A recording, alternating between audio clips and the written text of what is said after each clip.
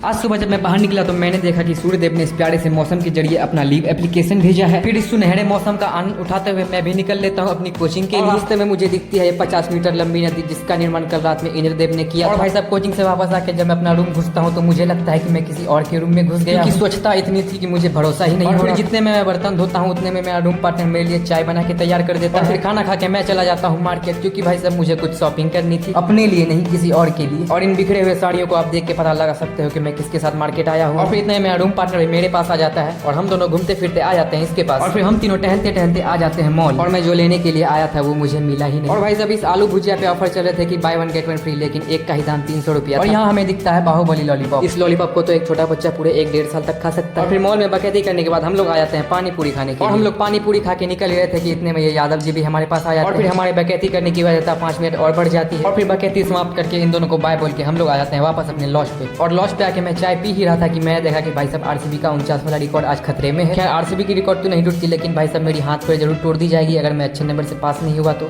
इसलिए मैं आया हूँ पढ़ने के लिए। और कुछ घंटे पढ़ाई करने के बाद मेरे पेट में केमिकल रिएक्शन स्टार्ट हो जाते हैं। पेट में फट रहे ज्वालामुखी को शांत करने के लिए हम सब आ जाते हैं खाना बनाने। और सब्जी तो बड़ी स्वादिष्ट बनती है, लेकिन रोटी बनाने में हमारी हालत फट के चार हो जाती है, क्योंकि अपने जीवन काल में हम लोगों ने आज से पहले कभी रोटी ही नहीं बनाई। ये गई भाई साहब मेरी पहली रोटी। और सच बताऊं तो भाई साहब हम दोनों के द्वारा बनाई गई एक भी रोटी ढंग की नहीं बनती। और फिर अंत में एक रोटी अच्छे से बन ही रही होती है कि उसमें अग्निदेव अपना हाथ बटा देते हैं और परिणाम आप सभी के सामने प्रस्तुत। और इसी जली हुई रोटी के साथ मेरा आज का मिनी ब्लॉग भी यहीं समाप्त हो जाता है। मिलता हूँ आपसे एक नए ब्लॉग में किसी नए मजे के साथ। तब तक के लिए राम राम।